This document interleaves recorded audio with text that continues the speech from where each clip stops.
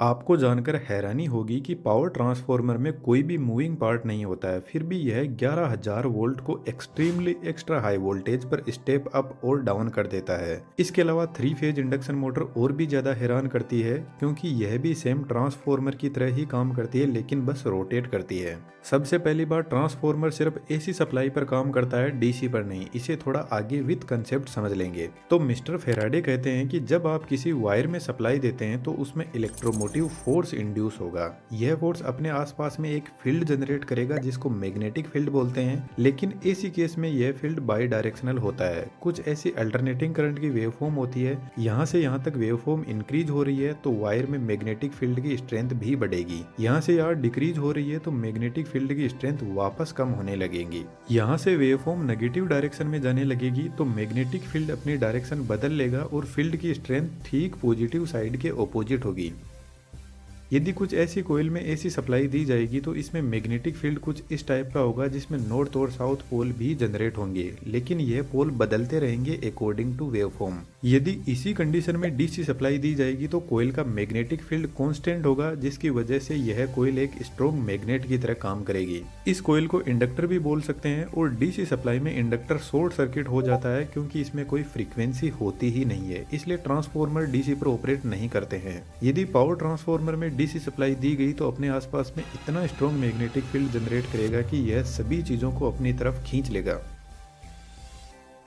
यदि इस कोयल के पास में हम सेम दूसरी ठीक ऐसी ही कोयल लेकर आएंगे तो यह मैग्नेटिक फील्ड लाइन दूसरी कोयल को कट करेगी, जिससे इस कोयल में भी एक फोर्स जनरेट होगा जिसको इलेक्ट्रोमोटिव फोर्स बोलते हैं, इन शॉर्ट ईएमएफ, और वोल्टेज का दूसरा नाम इलेक्ट्रिक फोर्स ही होता है। यहाँ जो मैग्नेटिक फील्ड लाइन है इनको टेक्निकल लैंग्वेज में फ्लक्स लाइन बोलते हैं और इस प्रक्रिया को इलेक्ट्रोमैग्नेटिक इंडक्शन बोलते हैं, जिससे पावर ट्रांसफर होती है। तो एक तरीके से वायरलेस पावर ट्रांसफर हो रही है और इसी कंसेप्ट को यूज में लेकर वायरलेस चार्जर भी बने हैं। आपको जानकर हैरानी होगी कि वायरलेस चार्जर फोन में एसी सप्लाई ही बेचते हैं, जबकि हमारा स्मार्टफोन डीसी पर ऑपरेट करता है। ऐसा कैसे हो सकता है? रीजन फाइंड आउट करके कमेंट में जरूर से लिखना। पावर ट्रांसफार्मर की आयरन की कोर में कुछ ऐसी छोटी छोटी पत्तियां होती है और इन सभी ब्लेड्स पर वार्निश की कोटिंग की जाती है। इसके पीछे का रीजन थोड़ा आगे समझेंगे। और सभी ब्लेड को एक साथ जोड़कर फिर से दोनों साइड में इम्प्रेग्नेटेड पेपर की कोटिंग की जाती है, जो एक इंसुलेटर की तरह काम करता है,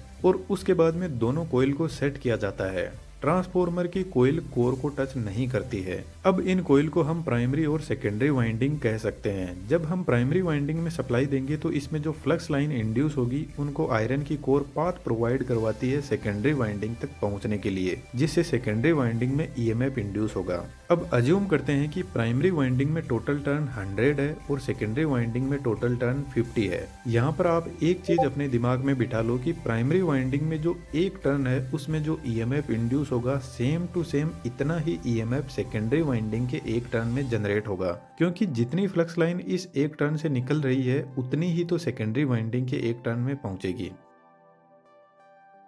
तो अब यदि हम सेकेंडरी वाइंडिंग पर फोकस करें तो सभी के सभी टर्न सीरीज में कनेक्टेड है और सेकेंडरी वाइंडिंग में जो वोल्टेज हमें मिलेगा वह सभी टर्न्स में जो वोल्टेज इंड्यूस हो रहा है उसी का टोटल तो होगा। तो सेकेंडरी वाइंडिंग का वोल्टेज यानी ईएमएफ इक्वल होगा सेकेंडरी वाइंडिंग के टर्न्स के। ऐसा ही प्राइमरी वाइंडिंग में होगा EMF induce in primary winding equal to number of turns in primary. EMF और वोल्टेज में एक छोटा सा फर्क होता है। वोल्टेज प्राइमरी वाइंडिंग के टर्मिनल पर लगा हुआ है, जब ये वाइंडिंग में पहुंचेगा तो वाइंडिंग का कुछ रेजिस्टेंस होता है जिसकी वजह से थोड़ा सा वोल्टेज कम हो जाता है, और जैसे ही वोल्टेज कम होता है तो हम उसको बोलते हैं कि इतना इतना ईएमएफ इंड्यूस हुआ है। अब अज्यूम करते हैं कि प्राइमरी वाइंडिंग में 100 वोल्ट हमने दिया तो सेकेंडरी वाइंडिंग में 50 वोल्ट ही मिलेगा, क्योंकि 50 टर्न में से सभी टर्न की कैपेसिटी 1 वोल्ट की है और सब ने अपना अपना 1 वोल्ट लेकर 50 वोल्ट दे दिया, जो हमें सेकेंडरी में मिलेगा, यानी वोल्टेज स्टेप डाउन हो गया। इसी तरीके से सेकेंडरी वाइंडिंग में नंबर ऑफ टर्न्स इंक्रीज करके वोल्टेज बढ़ाया जाता है। अब थोड़ी आसानी के लिए हमने एक इक्वेशन बना ली, number of turns in primary upon number of turns in secondary is equal to EMF induce in primary upon EMF induce in secondary. एक स्टेप और आगे बढ़े तो करंट भी आ जाता है और करंट वोल्टेज का जस्ट ऑपोजिट होता है। तो सिंपल सी बात है, ट्रांसफार्मर यदि वोल्टेज को बढ़ाता है तो करंट को कम कर देता है, क्योंकि पावर हमेशा फिक्स रहती है। वोल्टेज करंट को कम ज्यादा किया जा सकता है, पावर नहीं बदली जा सकती। जब ट्रांसफॉर्मर में सप्लाई दी जाती है तो according to Faraday EMF induce होगा और ईएमएफ फ्लक्स लाइन भी जनरेट करेगा। इसके अलावा जो ट्रांसफॉर्मर की कोर है उसमें सर्कुलेटिंग करंट भी जनरेट होगा और इस सर्कुलेटिंग करंट को एडी करंट बोलते हैं, जिसकी हमें बिल्कुल भी जरूरत नहीं है। पानी में कभी ऐसी सिचुएशन बनती है कि कुछ ऐसा भंवर बनता है, ठीक ऐसा ही एडी करंट होता है जो कोर में घूमता है। इसलिए आयरन की कोर को सबसे पहले पतली पतली पत्तियों में डिवाइड किया जाता है, उसके बाद में एक एक ब्लेड को लेमिनेट किया जाता है। लेमिनेशन की थिकनेस 0.25 mm से 0.50 mm तक होती है। इसी लेमिनेशन की वजह से जो कोर का क्रॉस सेक्शन एरिया है वह रिड्यूस हो जाता है और एरिया का रेजिस्टेंस से इनवर्स रिलेशन होता है, जिससे रेजिस्टेंस बढ़ जाता है और रेजिस्टेंस आपको पता है करंट का दुश्मन होता है। तो इस तरीके से एडी करंट लॉसेस को रिड्यूस किया जाता है। पावर ट्रांसफॉर्मर में जो आयरन की कोर होती है वह एक्चुअल में cold rolled green oriented silicon steel की बनी होती है, जो हिस्ट्रीसिस लॉसेस को रिड्यूस करती है। हिस्ट्रीसिस लॉसेस मैग्नेटिक फील्ड की डायरेक्शन बार बार चेंज हो रही है, इसी की वजह से इंड्यूस होते हैं। और आपको पता है जो ट्रांसफॉर्मर में हमिंग नॉइज सुनाई देती है वह इसी मैग्नेटिक फील्ड के बार बार चेंज होने की वजह से सुनाई देती है, जिसको मैग्नेटोस्ट्रिक्शन बोलते हैं। इस मैग्नेटोस्ट्रिक्शन की वजह से ट्रांसफॉर्मर की कोर एक्सपेंड और कॉन्ट्रैक्ट होती है, जो एक हमिंग नॉइज जनरेट करती है। इसके अलावा भी ट्रांसफॉर्मर में बहुत सारे लॉसेस होते हैं, लेकिन मेन यही है।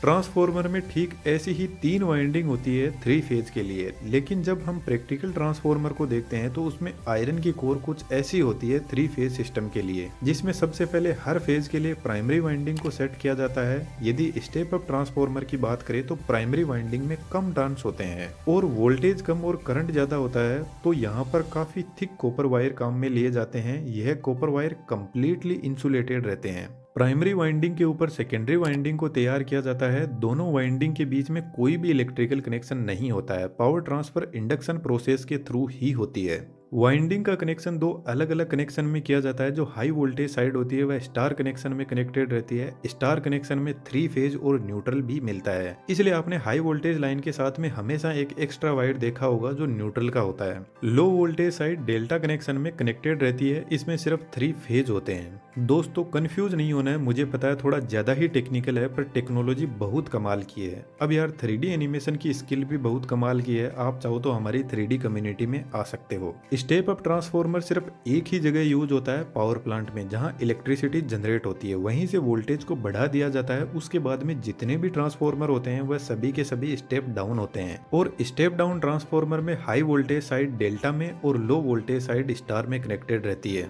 दोस्तों आपके लिए एक छोटा सा क्वेश्चन है और इसका रिप्लाई यदि आपने सही से दे दिया तो आपके कमेंट को मैं पिन जरूर से करूंगा। ट्रांसफॉर्मर की एक साइड स्टार में कनेक्टेड रहती है तो दूसरी साइड डेल्टा में कनेक्टेड रहती है। और ऐसा हमेशा ही होता है कि ट्रांसफॉर्मर की एक साइड दूसरी साइड के जस्ट ऑपोजिट कनेक्शन में कनेक्टेड रहती है। रीजन फाइंड आउट करके कमेंट में जरूर से लिखना। ट्रांसफॉर्मर की वाइंडिंग को टैंक में रखा जाता है और टैंक में ऑयल भरा रहता है। ट्रांसफॉर्मर में मिनरल ऑयल और सिंथेटिक ऑयल यूज होता है, जो एक पेट्रोलियम प्रोडक्ट ही है। इस ऑयल के 2 पर्पज है। यह ट्रांसफॉर्मर में कूलिंग भी करता है और इंसुलेशन भी प्रोवाइड करवाता है। इतना सब होने के बाद ट्रांसफॉर्मर को पैक कर दिया जाता है। ट्रांसफॉर्मर की वाइंडिंग बॉडी से टच नहीं हो जाए इसलिए हाई वोल्टेज और लो वोल्टेज साइड के लिए बूसिंग लगी रहती है, जो एक इंसुलेटर ही है। यह बूसिंग पोर्सलेन की बनी होती है। पावर ट्रांसफॉर्मर के साइड में बड़े बड़े रेडिएटर लगे रहते हैं, जिनके अंदर कुछ ऐसी पतली पतली प्लेट होती है और बीच में से एयर फ्लो होने के लिए जगह होती है। जब ट्रांसफॉर्मर फुल लोड पर होता है तो वाइंडिंग काफी गर्म होने लगती है और वाइंडिंग के कांटेक्ट में आकर ऑयल भी गर्म होने लग जाएगा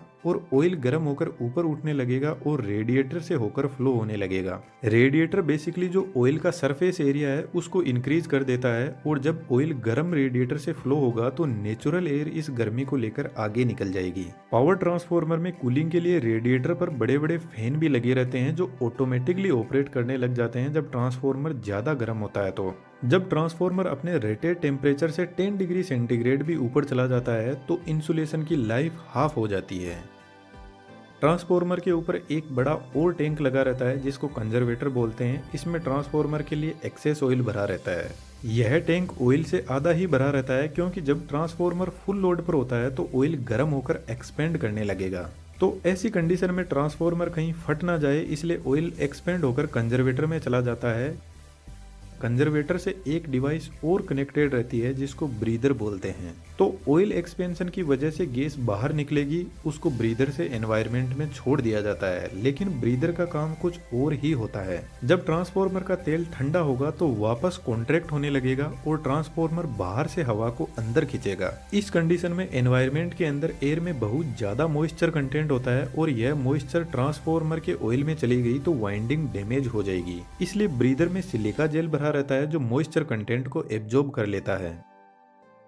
कई बार ऐसा भी हो सकता है कि ट्रांसफार्मर ओवरलोड की वजह से वाइंडिंग इंसुलेशन डैमेज हो जाता है और ऑयल में बबल्स क्रिएट होने लगते हैं और इन बबल्स की वजह से ट्रांसफार्मर में बहुत सारी गैसेस इंट्रोड्यूस होती है और ट्रांसफार्मर टैंक का प्रेशर बढ़ने लगता है। तो कंजर्वेटर और ट्रांसफार्मर टैंक के बीच में एक रिले लगी रहती है जिसका नाम बखोल्स रिले है। यह रिले पूरी की पूरी ऑयल से भरी रहती है और इस रिले के अंदर एक ट्यूब होती है जो एक एंगल पर कुछ इस तरीके से सेट रहती है और इसके अंदर मरकरी भरा रहता है और मरकरी आपको पता है एक कंडक्टिंग मेटल है। तो ट्रांसफार्मर टैंक में प्रेशर बढ़ने की वजह से टैंक में गैस जनरेट हो रही है, वह इस रिले में आने लगेगी और ऑयल धीरे धीरे कम होने लगेगा। इस प्रेशर की वजह से यहाँ पर लगा फ्लोट भी स्ट्रेट होने लगेगा जिसकी वजह से फ्लोट से जुड़ी मरकरी इन दोनों कॉन्टेक्ट के बीच में कनेक्शन बना देगी और एक जबरदस्त अलार्म बजने लगेगा। अलार्म को सुनकर जीएसएस में बैठा हुआ जूनियर इंजीनियर ट्रांसफार्मर को ट्रिप कर देगा। लेकिन मान लो कि अलार्म काम ना करे तो बखोल्स रिले के अंदर सेम ऐसी ही एक ट्यूब और होती है। तो जब सीवियर फॉल्ट होता है तो गैसियस प्रेशर बढ़ने की वजह से ऑयल और नीचे आने लगेगा और यह स्विच भी एक्टिवेट हो जाएगा ठीक ऊपर वाले जैसे ही। इस स्विच का काम है ट्रांसफार्मर के पास लगे सर्किट ब्रेकर को सिग्नल भेजना जिससे सर्किट ब्रेकर ही ट्रांसफार्मर को ट्रिप कर देगा। एक वर्स्ट सिचुएशन और लेकर चलते हैं। मानकर चलते हैं कि सर्किट ब्रेकर भी ऑपरेट नहीं हुआ और टैंक के अंदर जबरदस्त ऑयल का प्रेशर क्रिएट हो गया। यदि यह टैंक फट गया तो ऑयल काफी गर्म है और काफी दूर में फैल जाएगा जिसकी वजह से फायर को बुझाना बहुत मुश्किल हो जाता है क्योंकि यह ऑयल एक पेट्रोलियम प्रोडक्ट ही है और एक 400 केवीए ट्रांसफार्मर में 450 लीटर ऑयल भरा रहता है। तो टैंक के ऊपर एक एक्सप्लोजिव वेंट लगा रहता है जिससे ऑयल जिस तरीके से हमारे घर में कुकर ऑपरेट होता है ठीक उसी तरीके से यह ऑपरेट होगा और हाई प्रेशर को बाहर रिलीज कर देगा। लेकिन जो पावर ट्रांसफार्मर होता है उसमें एक एक्स्ट्रा फीचर और होता है। ट्रांसफार्मर के पास में ही जमीन के अंदर टैंक बनाए जाते हैं तो ऐसी कंडीशन में ऑयल ट्रांसफार्मर टैंक से इन्हीं टैंक के अंदर चला जाएगा और ट्रांसफार्मर ट्रिप हो जाएगा। लेकिन दोस्तों पावर ट्रांसफार्मर को स्टार्ट करना कोई आसान काम नहीं है। जब ट्रांसफार्मर को ऐसे ही स्टार्ट कर दिया जाता है तो हाई इनरस करंट जनरेट होता है जो फुल लोड करंट का 4 से 5 गुना होता है जो वाइंडिंग को डैमेज कर सकता है। इसलिए पावर ट्रांसफार्मर को हमेशा इस वेवफॉर्म के पीक पॉइंट पर स्टार्ट किया जाता है ताकि इनरस करंट को रिड्यूस किया जा सके। ट्रांसफार्मर को लाइन से कनेक्ट करने से पहले प्राइमरी वाइंडिंग की तरफ एक सर्किट ब्रेकर लगा रहता है फॉल्टी सिचुएशन में ट्रांसफार्मर को ट्रिप करने के लिए और उससे पहले लाइटिंग अरेस्टर लगा रहता है जो लो रेजिस्टिव पाथ प्रोवाइड करवाता है और लाइन में आ रहे एक्स्ट्रा सर्ज को ग्राउंड कर देता है। पावर ट्रांसफार्मर काफी हेवी और कॉस्टली इक्विपमेंट आते हैं। यदि ये डैमेज होते हैं तो बहुत सारे इक्विपमेंट को डैमेज कर देते हैं, इसलिए इनकी सेफ्टी बहुत जरूरी है। यदि आप इंजीनियरिंग फील्ड से हो तो एक बार पावर ट्रांसफार्मर 400 केवीए या 220 केवीए जीएसएस में जाकर जरूर से देखना, आपको बहुत कुछ सीखने को मिलेगा। एनिमेशन की दुनिया में आना चाहो तो हमारा कोर्स आपको एनिमेशन सिखाने में बहुत हेल्प करेगा। सभी की सभी डिटेल डिस्क्रिप्शन में अवेलेबल है। हमारी कोशिश है फ्यूचर में और भी अच्छे वीडियोस लाने की, तो सब्सक्राइब करके लाइफ अड्डा के परमानेंट मेंबर बन सकते हो। Thank you.